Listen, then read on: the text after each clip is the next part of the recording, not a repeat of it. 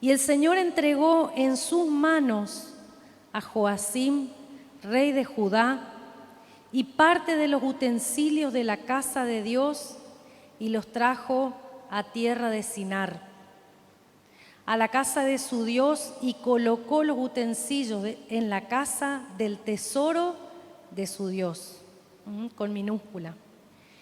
Y dijo el rey a Aspenaz, jefe de sus eunucos, que trajese de los hijos de Israel, del linaje real de los príncipes, muchachos en quienes no hubiese tacha alguna, de buen parecer, enseñados en toda sabiduría, sabios en ciencia y en buen entendimiento, e idóneos para estar en el palacio del rey, y que se les enseñase las letras y la lengua de los caldeos. Y les señaló el rey ración para cada día, versículo 5, de la provisión de la comida del rey, y vino que él bebía, y que los criase 3 años, para que al fin de ellos se presentasen delante del rey.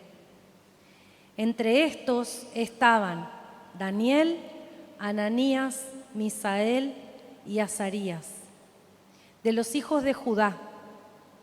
A estos el jefe de los eunucos puso nombres. Puso a Daniel Belsasar, a Ananías Sadrac, a Misael Mesac y a Azarías Abed-nego. Y Daniel propuso en su corazón no contaminarse con la porción de la comida del rey, ni con el vino que bebía. Pidió, por tanto, al jefe de los eunucos que no se le obligase a contaminarse.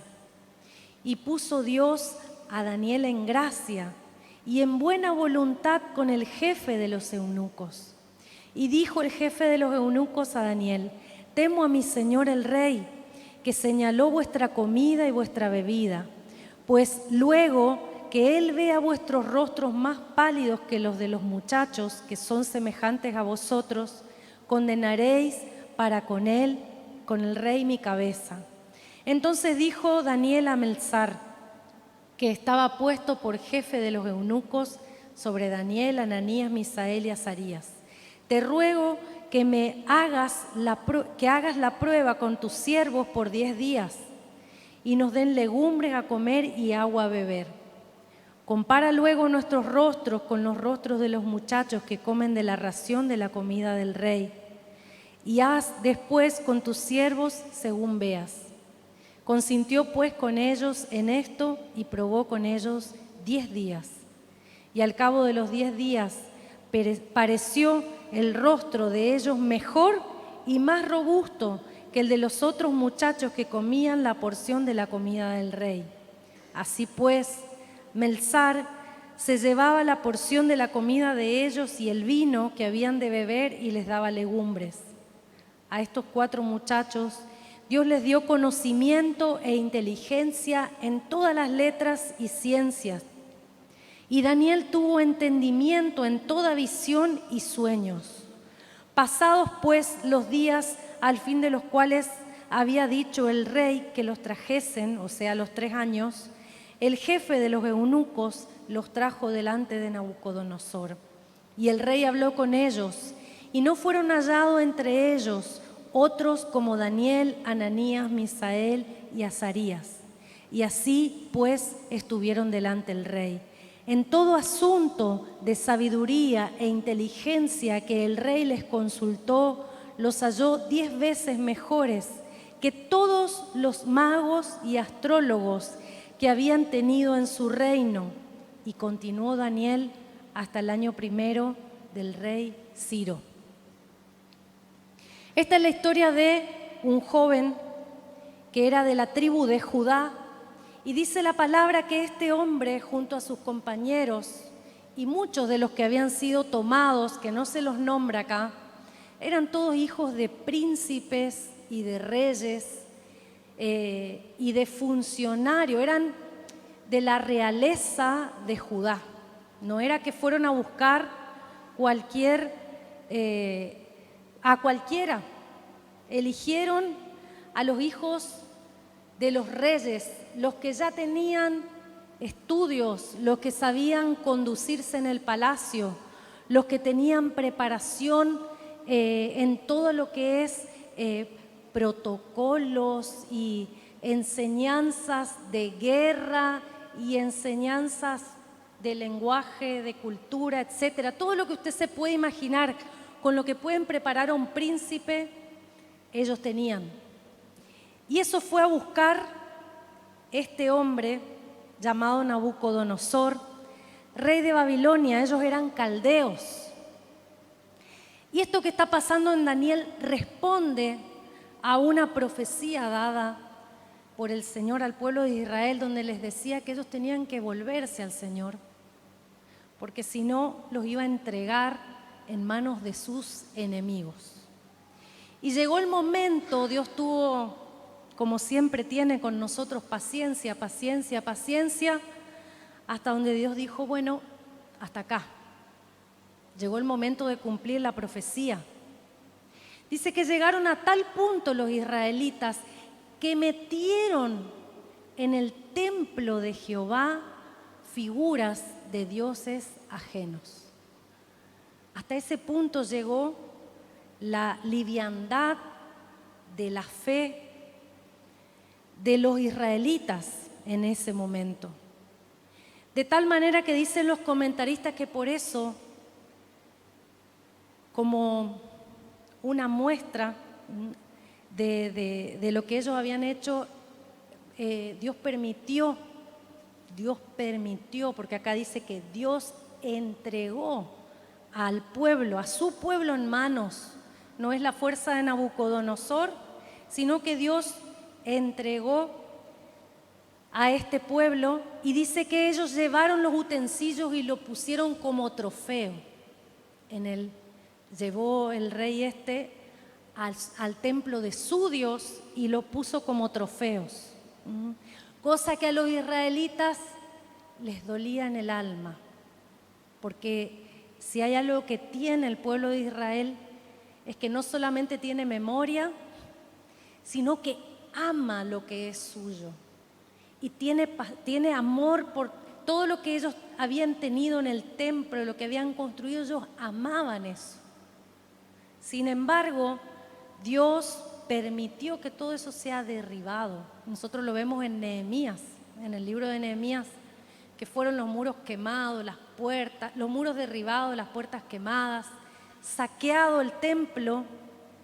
Y todo eso ellos lo amaban porque eso era una rememoranza de todo lo que Dios había hecho con ellos. Eso a ellos les recordaba cuando Salomón construyó, cuando Dios le dio los materiales a David, cuando ellos preparaban, sus padres, sus abuelos habían sido los orfebres, los carpinteros que construyeron cada cosa. Ellos amaban lo que tenían y que representaba el culto a Dios. Sin embargo, acá era como que se había diluido su relación con el Señor, y eso tenía mucho que ver con quienes estaban al frente de todo el pueblo. Bueno, ese es otro tema, ¿no? Entonces,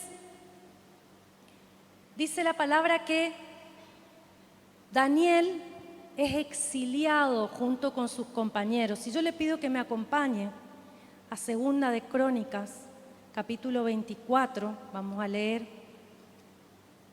algunos versículos nada más, como para que veamos cómo viene la cuestión acá. Segunda de Reyes, capítulo 24.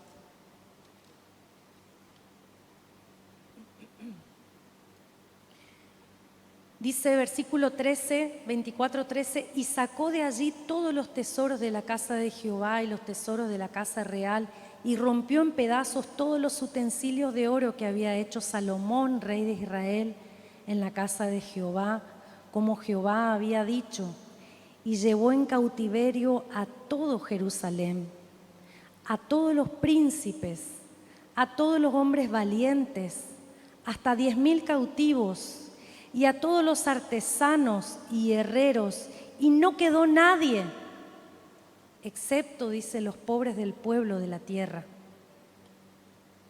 Entonces, ese era el tamaño de la movilización y del desarraigo que recibió el pueblo de Israel. Daniel estaba destinado a ser gobernador. Daniel y sus amigos estaban destinados a ser funcionarios. Y por esto que pasó, y que yo estoy segura que ellos no tenían nada que ver, porque fueron sus padres, sus abuelos, sus reyes, ellos pasaron a ser cautivos, esclavos y a estar en manos, bajo el dominio de un rey que no tenía ningún temor por Dios. Entonces,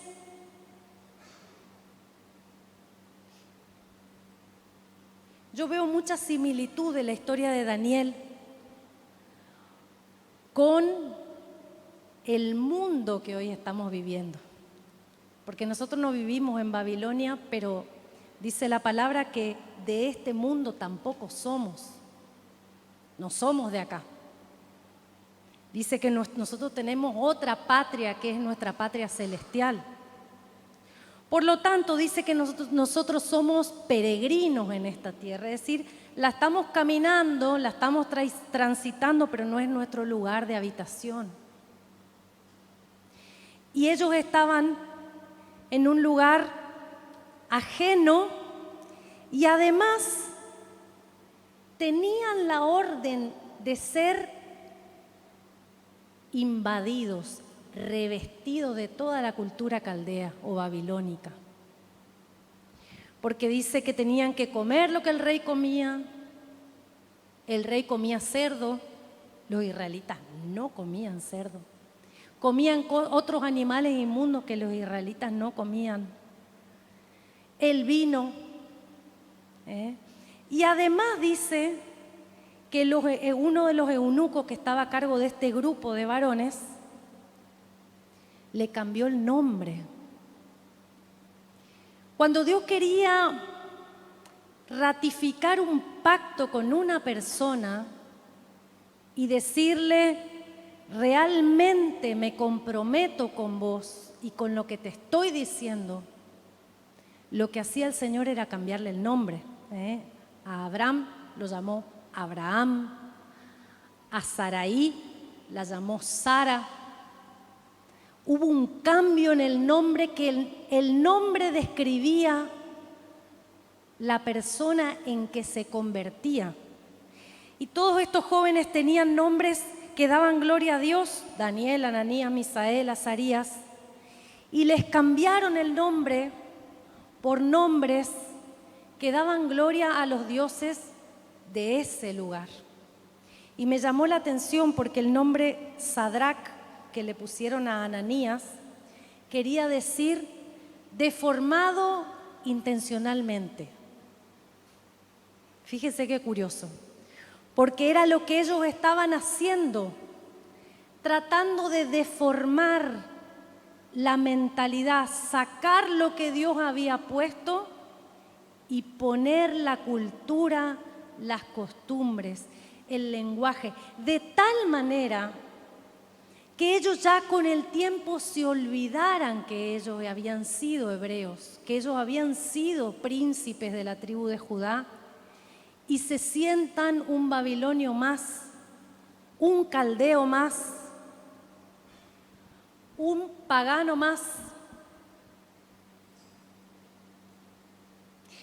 Mi hermano, el sistema de todo esto que estamos viviendo hoy nosotros está tratando de que nosotros nos olvidemos de quiénes somos. Cada día, yo le puedo asegurar que cada día es así.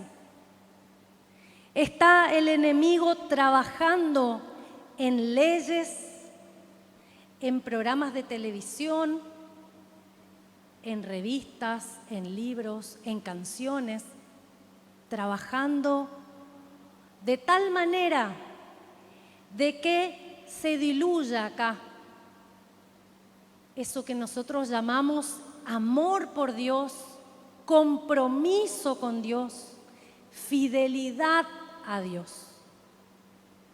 Está parecido, porque si bien nosotros no estamos en Babilonia, no somos de este mundo. Dice la palabra en el versículo 8.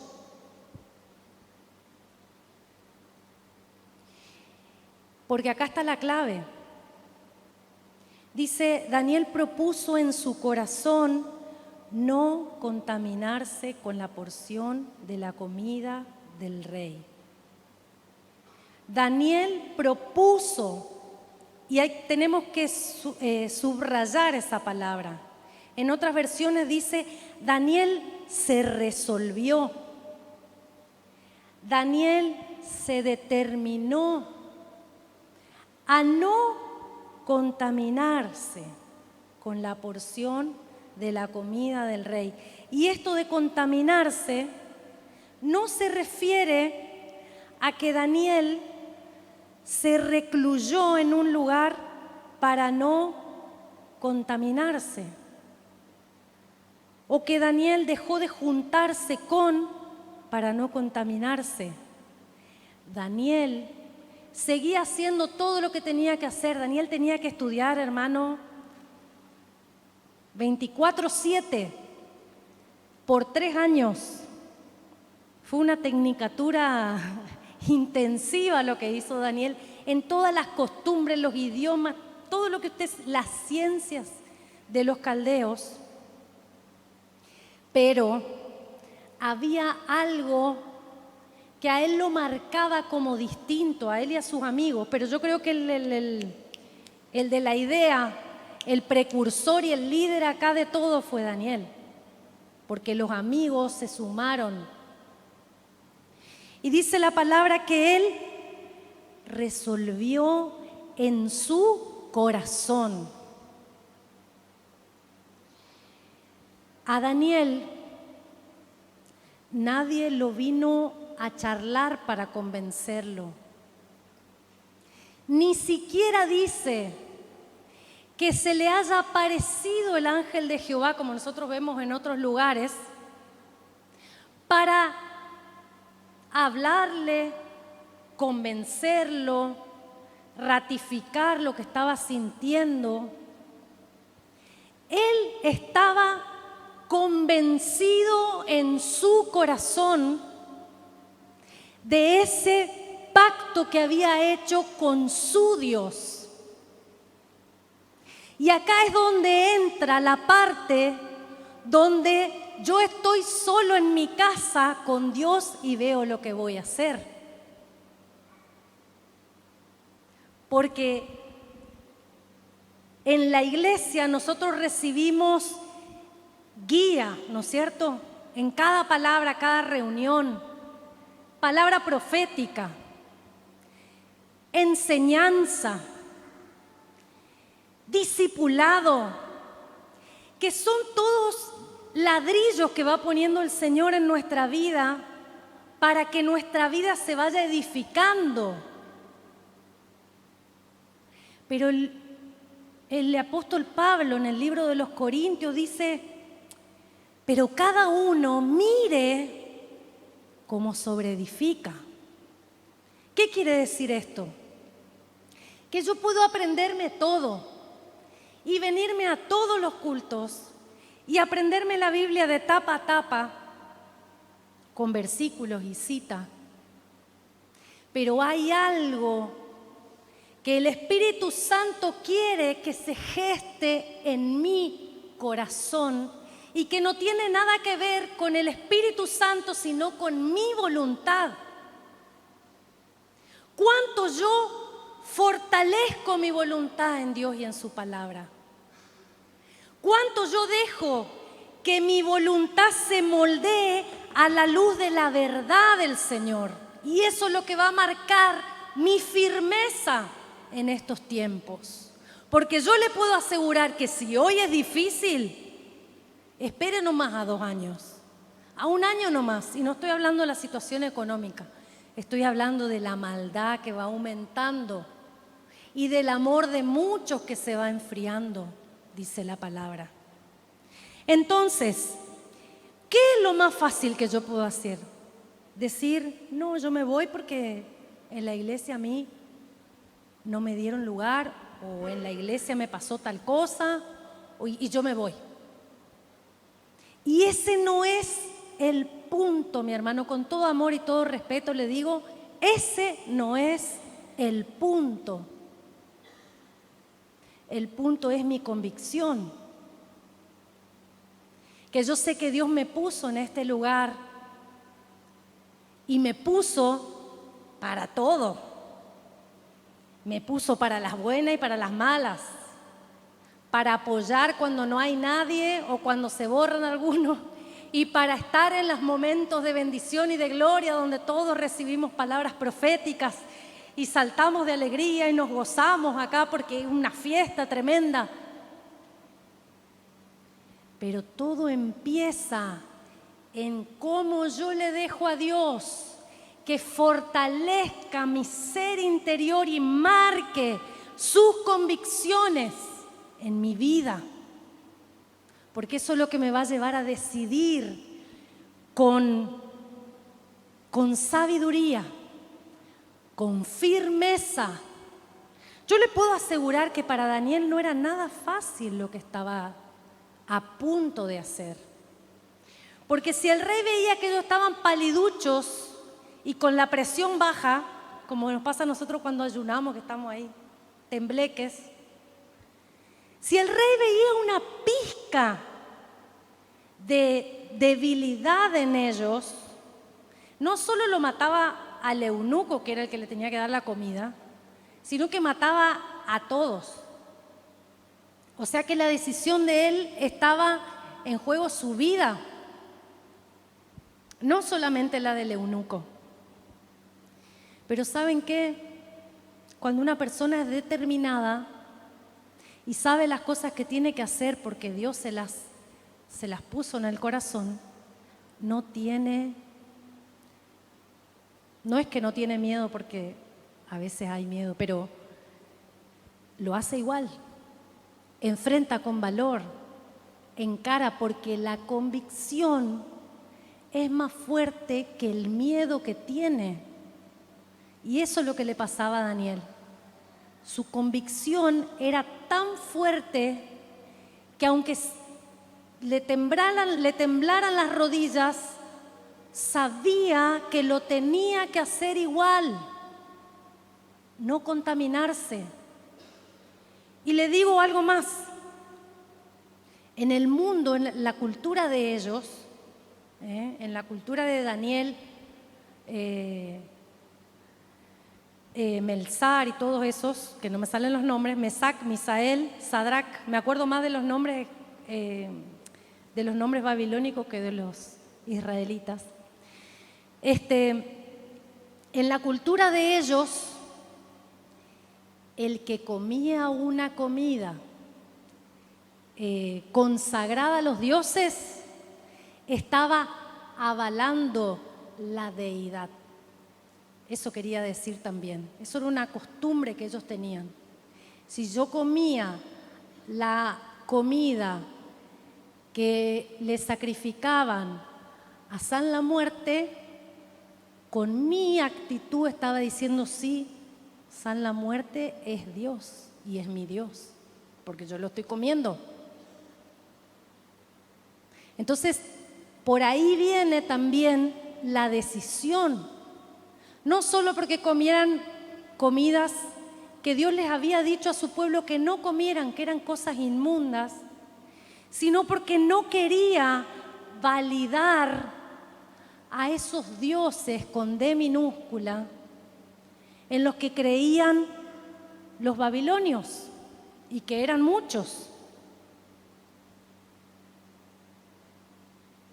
Entonces, no era un asado, nos sentamos con los muchachos a comer un asado, total están los eunucos, comemos todos juntos, tráelo al ¿cómo es que se llama este? Que estaba acá al principio, Aspenaz, tráelo, vamos a comer un asado. No. Él decía, yo no participo de esto, tráeme coliflor nomás. ¿A quién le gusta el coliflor? A nadie le gusta el coliflor, ni el brócoli, ni nada. Verduras y agua. Por 10 días probaron y nosotros a veces pensamos que comieron por 10 días. No, comieron por 3 años verduras y agua. Pero ¿saben qué? Acá más allá de lo que comieron o dejaron de comer, el tema es que la actitud de Daniel le agradó en gran manera a Dios. Porque dice que cuando Daniel le propuso esto al eunuco que estaba a cargo de él, Dios lo puso en gracia, dice. Y el eunuco lo escuchó, un eunuco escuchando a un prisionero. Daniel era nada, su vida no valía nada. Un mueble en el palacio del rey valía más que la vida de Daniel. Dios lo puso en gracia y el eunuco lo escuchó.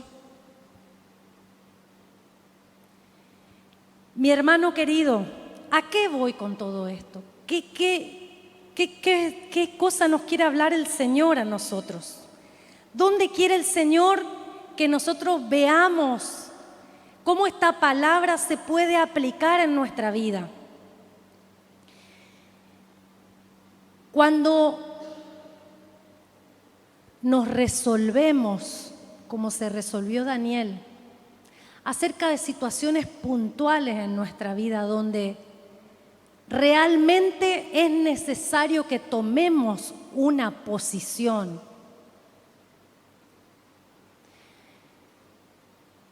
Podemos ser o podemos transar si nos vamos a poner sandalia o nos vamos a poner mocasines para venir a la iglesia.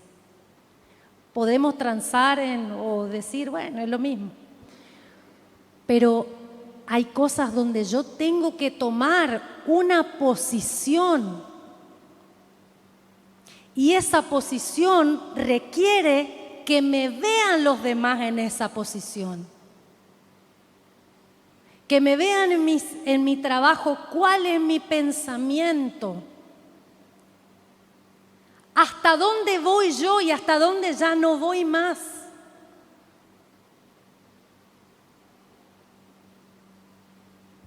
Y Daniel se la rejugó. Yo dudo que nuestra vida esté en juego acá en Argentina 2023 por decir, yo pienso de otra manera. Para mí, esto no va. Dios los ama a ellos, pero no aman lo que hacen.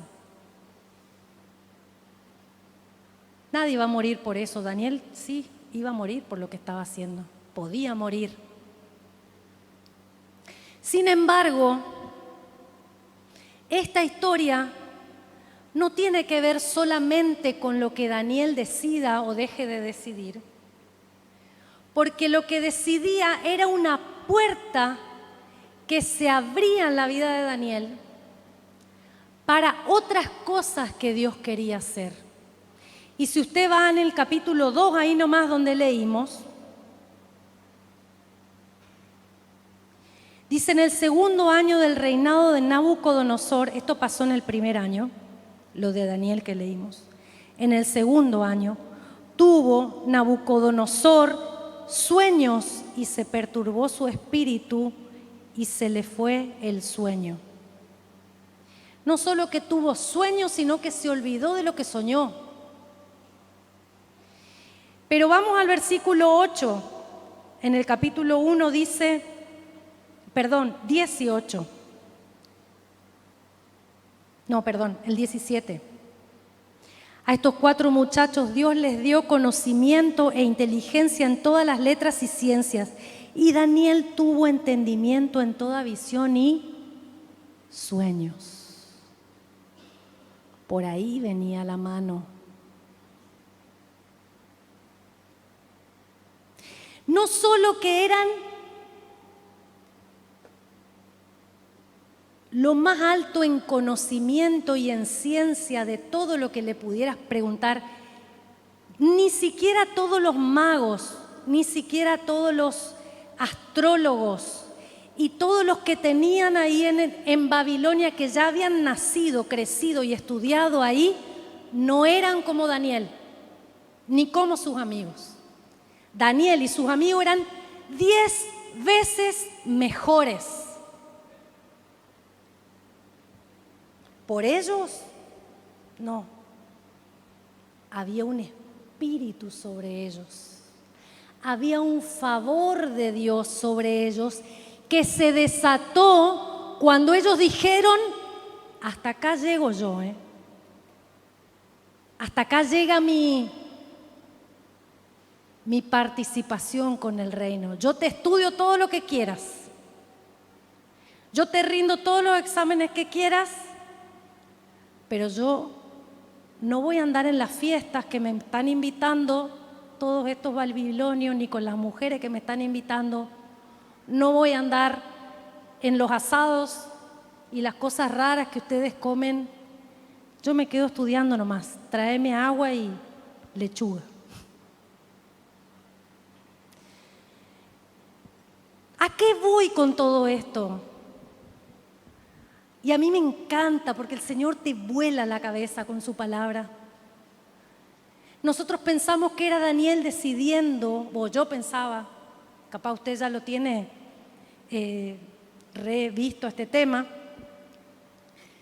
Pensamos que era Daniel decidiendo, pero vemos que en realidad era Dios con todo un plan para mostrar que no era Nabucodonosor ni sus fuerzas, que no era todos los estudios y todas las ciencias que le pudieran meter en la cabeza, que era Dios el que hacía la obra, que era Dios el que levantaba reyes y hacía que esos reyes caigan, que era Dios el que le daba a estos hombres una gracia especial para entender todo lo que se le preguntara.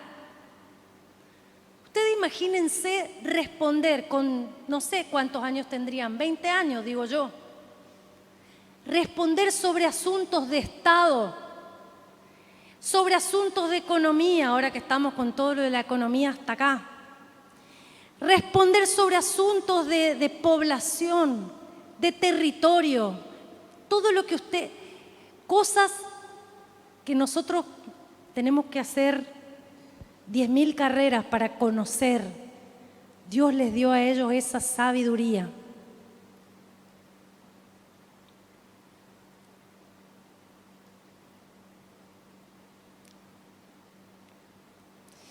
Dios les dio el conocimiento y la inteligencia en todas las áreas. Pero mi hermano, lo que quiero destacar acá, porque en realidad le debe pasar a usted que ve ejemplos desalentadores. Le debe pasar a usted que ve gente que dice: no, yo dejo nomás. ¿Saben qué me dijeron una vez? Conmigo no resulta, me dijeron. Conmigo no resulta, como diciendo el Evangelio, un medicamento que a mí no me hizo efecto. Una pastilla que no funciona para mí. Y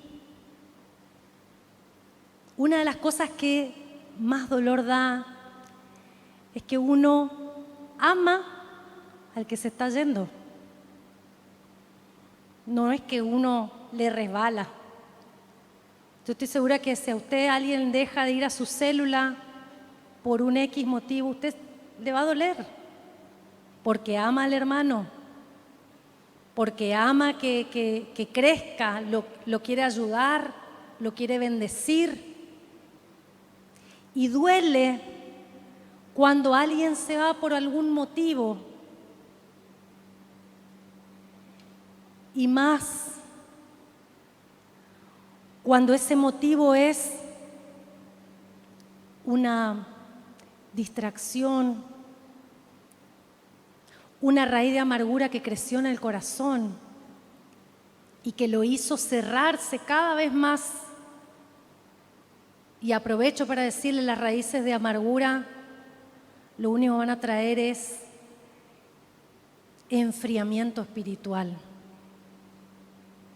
No estoy diciendo que las raíces de amargura no tengan causa, hay veces que sí, son lastimaduras, pero no tenemos que dejar que crezcan porque nos van a matar. Dentro de poco estaríamos danzando con todos los babilonios ahí, si nos dejamos convencer por todas las raíces de amargura y lo que nos pasa.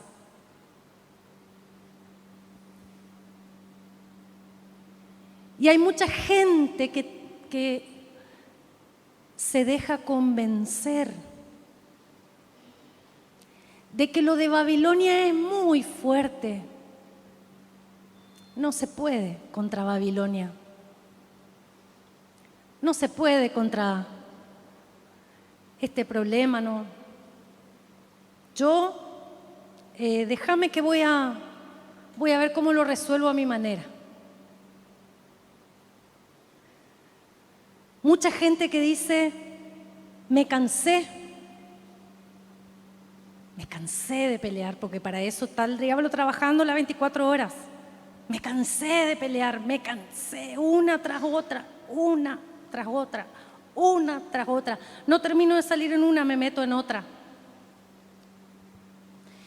Pero mi hermano, acá la palabra nos dice que con una determinación el resultado fue 10 veces mejores que todo el resto. Fue una decisión de una noche. Y la palabra dice que tú sí sea sí, que tú no sea no. Una decisión de una noche. Quizás estaba de vigilia orando, no sé. Pero él dijo, no, esto acá en mi vida no lo voy a permitir. Y mi hermano, no se te tiene que aparecer tu pámpano para decirte no lo hagas. No se te tiene que aparecer tu pastor para decirte no lo hagas. Porque esto es convicción, 100%. Y a tu decisión, mi hermano, a eso de jugarte por Dios, Dios va a decir, perfecto, ahí van todos los ángeles para ayudarte, ahí va toda mi provisión para ayudarte, pero decidí, porque hay que decidir. No se puede caminar con Dios sin decidir en este mundo lo que voy a hacer. No puedo, porque Babilonia me lleva puesta. No te va a pedir permiso, Babilonia. Te va como las olas del mar. No sé si usted fue al mar. Yo entendí que en el mar no hay que gritar. En el mar vos gritás y te viene una ola y te tragás 15 litros de agua porque te lleva puesta. Así es Babilonia. Una ola tremenda que te lleva puesto. ¿Y sabés qué te mantiene ante las olas? La convicción. No hay otra, mi hermano. Y ahí estoy solita yo con él.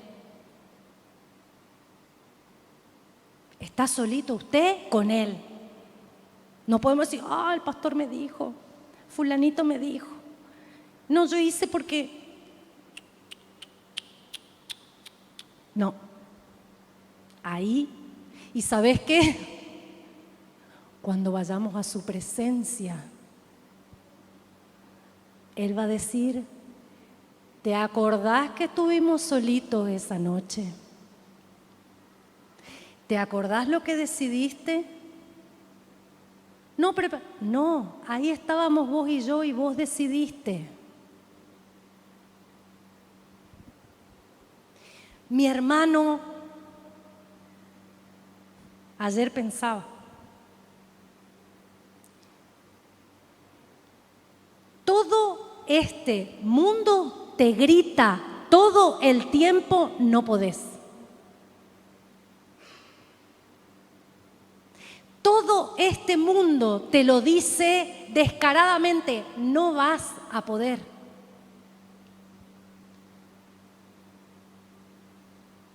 Porque está inflado todo lo que vemos y escuchamos, a menos que sea el ambiente de la iglesia, pero todo lo demás está inflamado por el infierno, embebido por las voces del infierno.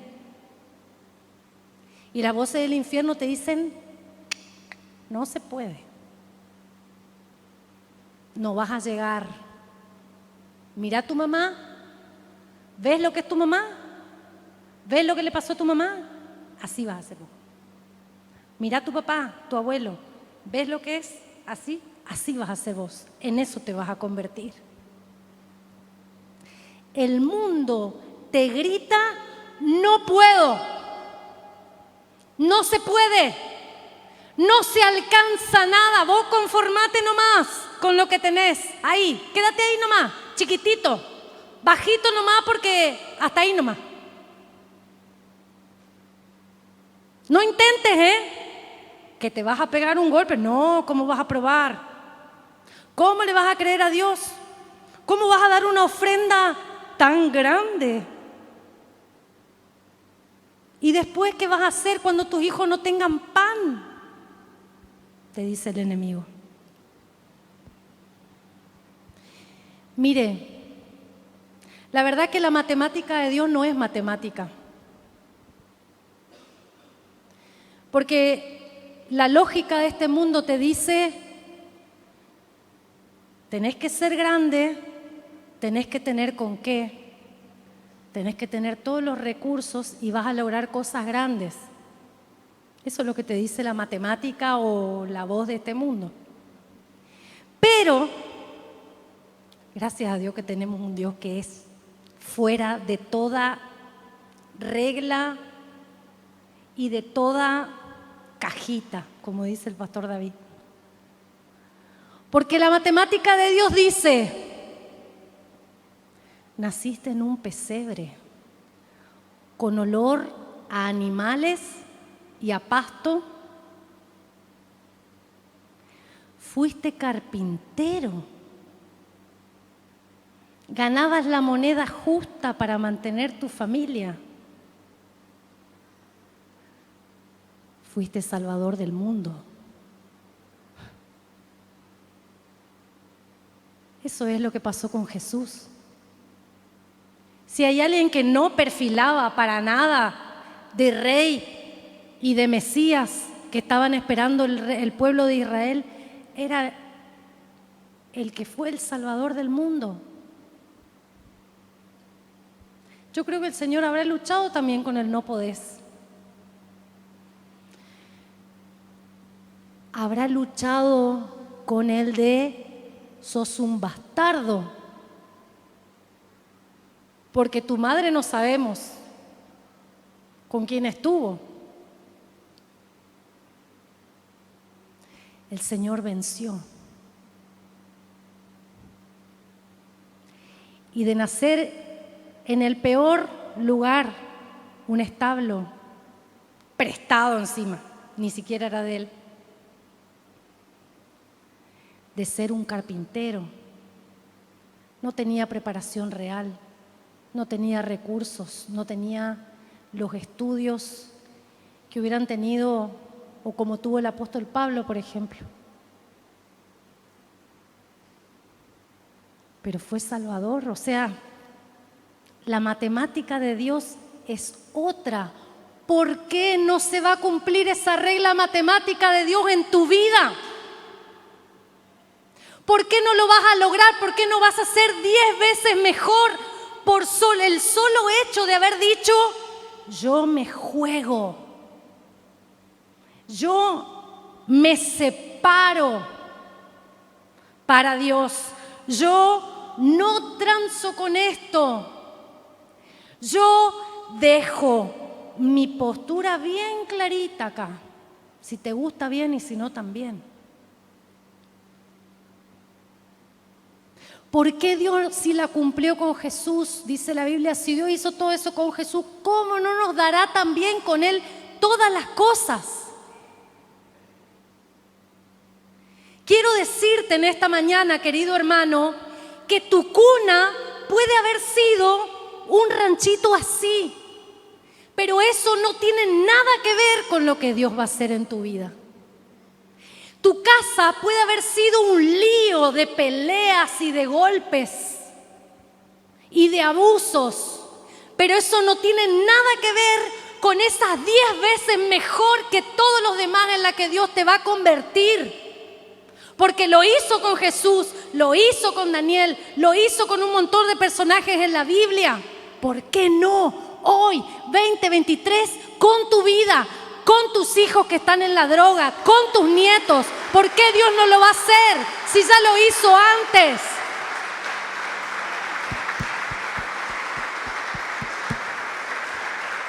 De manera que no nos tenemos que quedar, no nos quedemos con esa idea de así fue siempre, va a seguir así. No nos quedemos con la idea de yo no. Mire, el yo no puedo es una cosa que está tan enquistada, pero tan metida en los huesos que nosotros no nos damos cuenta que las tenemos. A esa palabra y a otras. Es necesario nuestra decisión como Daniel y el fortalecer nuestra voluntad en las verdades de Dios para que se creen esas nuevas convicciones en nuestra vida.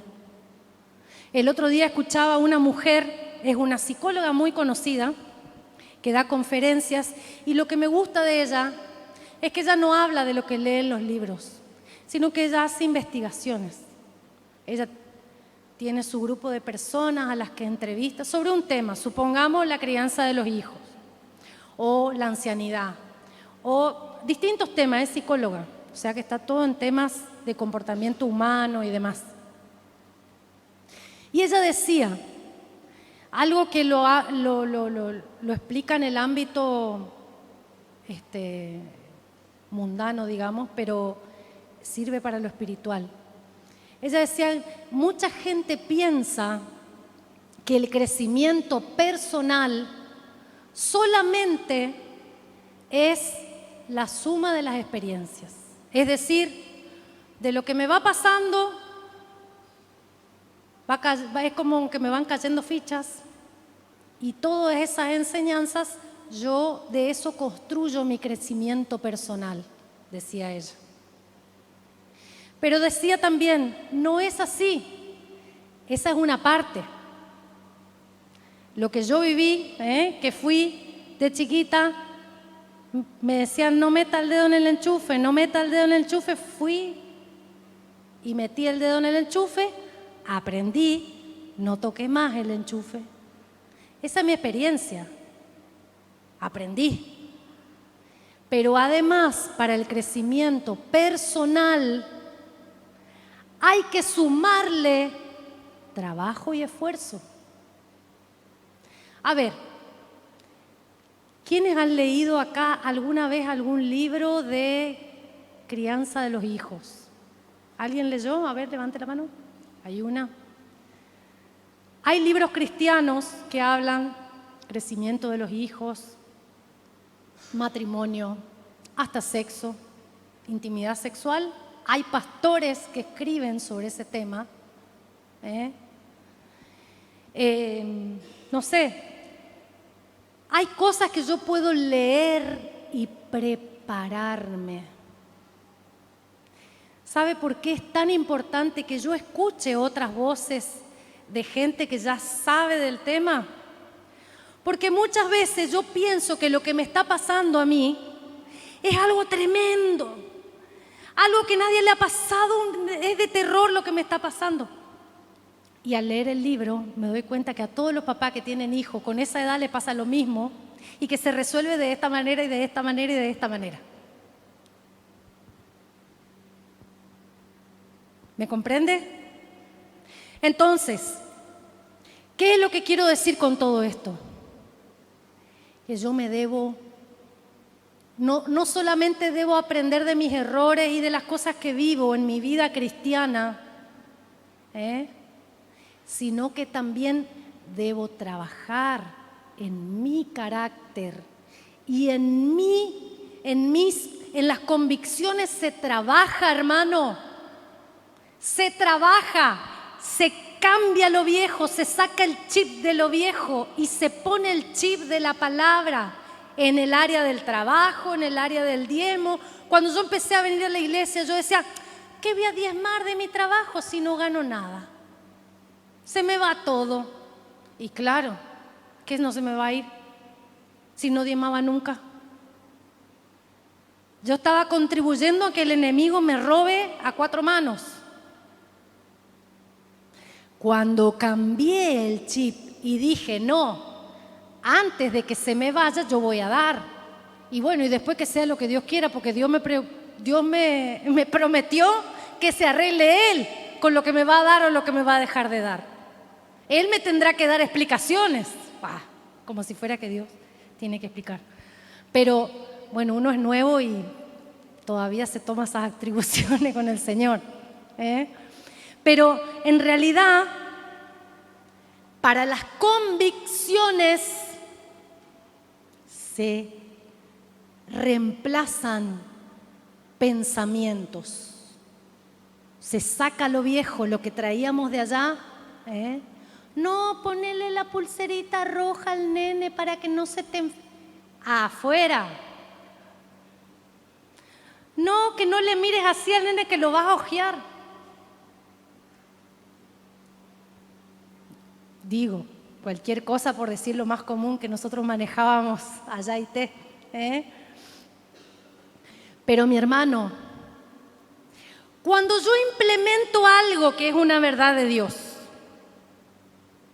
en mi vida, es decir, lo pruebo, lo pongo a prueba a Dios con eso y compruebo de que Dios me respaldó con eso y que Dios dijo, sí, vamos, adelante con esto, eso se transforma en una convicción y nadie te la saca. Una vez que vos aprendiste, que le diste al Señor, aunque no tenías nada, y después durante todo el mes, aunque vos estabas ahí viendo y haciendo cuenta, igual Dios se glorificó y no dejó que te falte. Incluso te surgieron gastos que no te los esperabas y tuviste y llegaste a fin de mes, decís, acá pasa algo, Dios está respondiendo a su palabra. Dios está haciendo.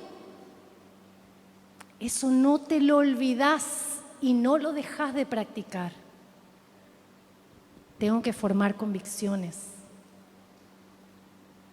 En el día malo, donde otros se enfríen, donde otros pongan excusas para no venir, para no seguir, para no obedecer a la palabra de Dios, vos estarás como Sadrac, Mesac, Abednego y Daniel, danzando en medio de las llamas del horno de fuego sin que el fuego te toque y sin que tus vestimentas y tu persona sufra daño alguno, porque a ese nivel se mueve Dios y se juega por tu vida.